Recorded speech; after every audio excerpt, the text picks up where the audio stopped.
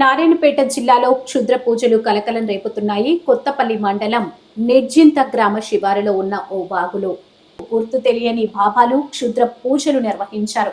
ఈ క్షుద్ర పూజలు చూసిన కొందరు యువకులు మీడియాకు సమాచారం అందించారు. ఈ పూజలతో గ్రామస్తులు, చుట్టుపక్కల ప్రజలు భయాందోళనకు గురి అవుతున్నారు. విషయం తెలుసుకున్న విజ్ఞాన దర్శిని రాష్ట్ర ప్రధాన కార్యదర్శి మహమ్మద్ అలీ ఘటనా స్థలానికి చేరుకొని క్షుద్ర పూజలను పరిశీలించారు. అనంతరం ఆయన మాట్లాడుతూ ఈ క్షుద్ర పూజలకు గ్రామస్తులు, యువకులు ఎవరూ భయపడొద్దని సూచించారు. కొంతమంది దొంగ బాబాలు తమ జేబులు నింపుకోవడానికి అమాయక ప్రజల దగ్గర వేలకు వేలు వసూలు చేస్తూ ఇలాంటి పూజలు నిర్వహించి ప్రజలను మోసం చేస్తున్నారని తెలిపారు. మరింత సమాచారం మా ప్రతినిధి వెంకట.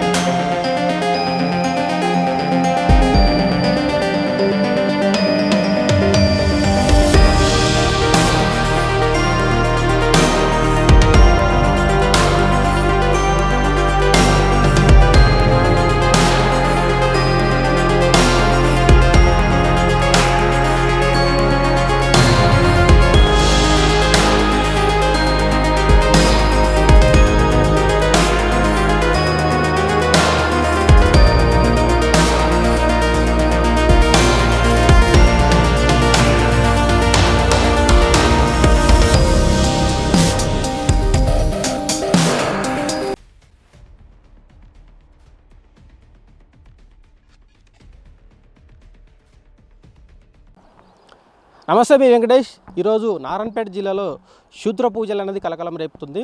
ఈరోజు ప్రస్తుతం మనం ఇక్కడ స్పాట్కి అయితే రావడం జరిగింది. కొత్తపల్లి మండలం నిర్జింత గ్రామానికి స్పాట్కి అయితే రావడం జరిగింది. అసలు ఇక్కడ ఏం జరిగింది, ఈ సంఘటన ఎప్పుడు ఎవరు చేశారనేది స్థానికులు అయితే చూడడం జరిగింది. కొన్ని పత్రికలకు రావడం జరిగింది. అంటే అసలు ఏం జరిగింది, ఎప్పుడు జరిగింది అనేది స్థానికులు ఒకసారి మాట్లాడే ప్రయత్నం చేద్దాం. అన్న చెప్పండి, ఇప్పుడు ఇది ఎప్పుడు జరిగింది, అసలు ఇది ఎవరు చేసి ఉంటారని మీరు భావిస్తున్నారు? 2 days బ్యాక్ నైట్ జరిగినట్టుంది ఇది. మేము మొన్న మార్నింగ్ వచ్చి క్యాజువల్గా నడుచుకుంటూ వచ్చి పొలాల దగ్గరికి వెళ్తూ ఉంటాం. నేను మా ఫ్రెండ్ వెళ్తూ ఉంటే ఇక్కడ మేము చూడడం జరిగింది. ఇక్కడ నుంచి చూసి ఏమో చేశారని చెప్పేసి ఫోటో తీసుకొని సోషల్ మీడియా అయితే అప్లోడ్ చేయడం జరిగింది. దీనివల్ల మా గ్రామంలో చాలామంది బెదురుకుంటున్నారు. చాలామంది ఎందుకు, మా ఫ్యామిలీ మెంబర్స్ చాలామంది బెదురుకుంటున్నారు ఫోటో చూపిస్తే ఇంటికి వెళ్ళిన తర్వాత. లేకుంటే ఎవరైనా చేశారని మీకు ఏమైనా అనుమానం ఉందా? ఇక్కడ అనుమానం అయితే ఎవరి మీద లేదు, కానీ 2 days బ్యాక్ అయితే చేశారు ఇది. 2 days బ్యాక్ అంటే దీనివల్ల గ్రామస్తులు ఏమైనా కావచ్చు, యువకులు ఇక్కడ కాపలా గొర్రెలు కావచ్చు, వద్దులు అక్కడికి వచ్చేవాళ్ళు కానీ ఏమైనా భయపడే అవకాశాలు ఉన్నాయి? చాలా మంది భయపడే అవకాశాలు ఉన్నాయి. ఎందుకంటే ఇప్పుడు విలేజ్లో మొత్తం ఇవే నడుస్తున్నాయి ఎక్కువగా. నిన్న నైటే చాలా మంది మా వాళ్ళే బెదురుకుంటున్నారు. ఎందుకంటే ఈ ఫొటోస్ చూపించా విలేజ్లో వెళ్ళి చూపిస్తే వాళ్ళే బెదురుకొని వామో ఇంత చేసిరా, ఏమవుతుందో ఏంటిదో ఇది అని చెప్పి చాలా మంది బెదరడం జరుగుతుంది ఇప్పట్లో. అంటే ఈ గ్రామానికి సంబంధించి అంటారా, పక్క నుంచి వచ్చి చేశారంటారా అనుకుంటున్నారా దీని విషయంలో? ఇది ఎవరు చేసిరా అని చెప్పేసి, కానీ ఎవరు చేసారో తెలియదు మాకైతే, కానీ చేసారు ఎవరు ఏం చేసారో దీన్ని. Okay, right. మరికొంతమంది ఇక్కడ గ్రామ యువకులు అయితే ఇక్కడికి రావడం జరిగింది. ఒకసారి మనం మాట్లాడే ప్రయత్నం చేద్దాం. బ్రదర్, మీ పేరు చెప్పండి. బసంత్ అన్న. బసంత్, ఏ ఊరు? ఇదే ఊరు, లోకల్ నిర్జింత గ్రామం. అయితే ఇది ఎప్పుడు జరిగింది అంటారు? ఇది ప్రస్తుతం అయితే ఇప్పుడైతే 3 రోజుల క్రితం జరిగింది. మామూలుగా ఇక్కడ పొలాలకు వస్తూ ఉంటాం అందరం, మా పనులన్నీ చేసుకొని వెళ్తాం. దారిలో ఇక్కడ వచ్చి చూసేసరికి వింత కనిపిస్తుంది. ఎప్పుడు చూడండి కొత్తగా కనిపించి అంతా ఇక్కడ వచ్చి చూసేసరికి ఇది ఒక రకమైన భయాందోళన కనిపిస్తుంది అందరికీ. అందరూ ఇక్కడ రావడానికి కూడా అందరూ భయపడుతున్నారు. కొన్ని రోజులుగా కొందరు రావడం కూడా మానేశారు. ఇది తీసుకెళ్ళి ఏదైతే మా మిత్రుడు ఉన్నాడో ఒకసారి ఇదైతే సోషల్ మీడియా అప్లోడ్ చేసిండు. దాని ద్వారా కొంతవరకు అందరికి భయాందోళన గురయ్యారు. మొత్తం ఊర్లో కూడా కొంచెం చాలా మంది భయపడుతున్నారు. సో అలా అని చెప్పేసి ఇదంతా ఏదైతే యూత్ ఉన్నారో ఇక్కడ ఇవన్నీ మూఢనమ్మకాలు, ఇది ఎంత ఫేక్. సో దీన్ని మీరు ఇలా నమ్మి ఇలా మోసపోకండి, ఇలాంటివి భయపడకండి అని చెప్పేసి ఏదైతే మీడియా వాళ్ళకు ఉన్నారో వాళ్ళ త్రూ ఏదైనా మంచి ఎగ్జాంపుల్ ఇద్దామని చెప్పేసి మీడియా వాళ్ళని కూడా పిలవడం జరిగింది. ఓకే, దీనివల్ల కొంతమంది చాలా భయపడుతున్నారు. అలాగే మీరు యూత్ పరంగా ఏమి మెసేజ్ చేయాలనుకుంటున్నారు? సో పర్సనల్గా మేము చాలామందికి ఇది ఫేక్ అని చెప్తా ఉన్నాం. బట్ వాళ్ళు ఏదైతే ఉందో పూర్వీకుల నుంచి ఏదైతే ఉందో సో అలాంటి మైండ్లో స్ట్రక్ అయి ఉన్నారు కాబట్టి వాళ్ళంత ఈజీగా మూవ్ ఆన్ కాలేరు. సో అలా అని చెప్పేసి మీ ఏదైతే మీడియా ద్వారానో ఇలా అన్ని కొందరు ఏదైతే స్టెప్ బై స్టెప్ చేంజెస్ వస్తాయి. సో అట్లా చేంజ్ చేయాలని చెప్పేసి మేము మీకు అనేది ఇన్ఫామ్ చేయడం జరిగింది. అలాగా ఎవరు చేశారని భావిస్తున్నారు మీరు? ఎవరు చేశాడని చెప్పడానికి లేదు, ఎందుకంటే అట్లీస్ట్ కొన్ని అనుమానాలన్నా చెప్పగలుగుతాం. మాకు అలాంటివి ఇప్పుడు అందరు కామన్గా అనిపిస్తారు, అక్కడ జరిగేది చీకట్లో, మేము చెప్పలేకపోతున్నాం అవన్నీ. ఓకే, మహమ్మద్ అలీ ఇక్కడ స్వయంగా వచ్చి ఇక్కడ ప్రజలకు దీని నుంచి ఎలాంటి మెసేజ్ ఇవ్వడానికి వచ్చారో ఒకసారి మనం మాట్లాడే ప్రయత్నం చేద్దాం. బ్రదర్ నమస్తే, చెప్పండి మీరు అసలు ఏంది ఇదంతా ఈ మూఢనమ్మకాలు ఇదంతా ఏంది పరిస్థితి? ఒకసారి ప్రజలకు మీరు ఎలాంటి మెసేజ్ ఇవ్వాలనుకుంటున్నారు? అయితే నేను నిన్న వాట్సాప్లో ఈ వార్తను చూడడం జరిగింది. అలాగే ఒక వీడియోని కూడా నేను వాట్సాప్లో సోషల్ మీడియా ద్వారా చూడడం జరిగింది. చూసిన వెంటనే నేను మిత్రులతో అప్రోచ్ కావడం జరిగింది. వాళ్ళందరూ కూడా ఈ నిర్జింత గ్రామంలో ఏమనుకుంటున్నారు ఏంది అని తెలుసుకున్న క్రమంలో ఆ మిత్రుడు ఎవరైతే ఫోటో తీశారో తనతో మరి వాళ్ళ మిత్రులతో కూడా కలిసినప్పుడు వాళ్ళందరూ కూడా చెప్పింది ఏంటంటే ఇది ఇక్కడ ఒక శూద్ర పూజ జరిగింది, ఇది 2 రోజులు అవుతూ ఉన్నది. ఇక్కడ గ్రామంలో జనాలు కూడా చాలా భయాందోళనకు గురవుతూ ఉన్నారు. ఈ ప్రాంతానికి ఈ పరిసర ప్రాంతానికి రావడానికి కూడా భయపడతా ఉన్నారు. ఇక్కడ పొలానికి వెళ్ళేటటువంటి జనాలు కూడా అందరూ కూడా ఆగిపోయారు అని చెప్పేసి తెలిసింది. అయితే అసలు ఇది అంతా కూడా ఒక మూఢవిశ్వాసం, మూఢనమ్మకానికి సంబంధించిన అంశం. దీంట్లో ఎలాంటిది కూడా నిజం లేదు, ఇది ఒక నమ్మకానికి ముడిపడినటువంటి అంశం. అయితే దీనివల్ల ఏదైనా జరుగుతుందా అంటే ఏం జరగదు. సరే, దీనివల్ల జనాలు ఎందుకు భయపడుతున్నారు, అయితే అక్కడ స్పాట్కి వెళ్దాం, అక్కడ ఏం జరిగిందో చూద్దాం అని చెప్పేసి స్వయాన నేనే ఇక్కడికి రావడం జరిగింది. వచ్చి మొత్తం కూడా చేతులతో ఈరోజు తీసుకొని అక్కడ తొక్కడం, మరి వాళ్ళతో అక్కడ ఉన్నటువంటి నిమ్మకాయలను కోసి నిమ్మరసం కూడా ఈరోజు మనము తాగడం జరిగింది. అలాగే అక్కడ గవ్వలు ఉన్నాయి, మరియు కొబ్బరి గిన్నెలు ఉన్నాయి, మరి అలాగే ఖజూరా పండ్లు ఉన్నాయి, కుంకుమ మరియు టెంకాయలు, మరియు అలాగే గుమ్మడికాయ, ఇవన్నీ కూడా ఒక పటంలాగా వేసి ఒక అందంగా కూర్చి ఒక వాళ్ళు చేసేటటువంటి విధానాన్ని ఇక్కడ చూపిస్తూ ఉన్నారు. అయితే దీనివల్ల నేను నిర్జింత గ్రామ ప్రజలకి కాదు, యావత్ తెలంగాణ ప్రజలకు తెలియజేసేది ఏంటంటే ఇదంతా కూడా ఒక మూఢవిశ్వాసం, మూఢనమ్మకానికి సంబంధించిన అంశమే. ఇది ఏది కూడా నిజం కాదు. ఇది అంతా కూడా ఒక నమ్మకానికి ముడిపడి ఉంటుంది, కానీ దీని ద్వారా జరిగేది ఏది ఉండదు.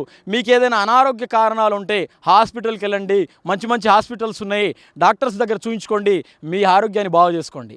అలాగే మీ మానసికమైనటువంటి ఏమైనా ఇబ్బందులు ఉన్నా కూడా మీకు డాక్టర్స్ ఉన్నారు, స్పెషలిస్ట్స్ ఉన్నారు, వాళ్ళ దగ్గరికి వెళ్ళండి.